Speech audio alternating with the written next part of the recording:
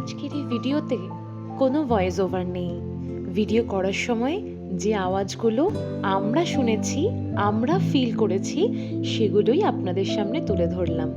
Next দিন এই একই জায়গা নিয়ে আরেকটা ভিডিও বানাবো। জায়গাটা কোথায় সেটা আপনাদেরকে জানানোর জন্যে। তবে সত্যি বলছি, বিশ্বাস করুন, জায়গাটা ভীষণ সুন্দর।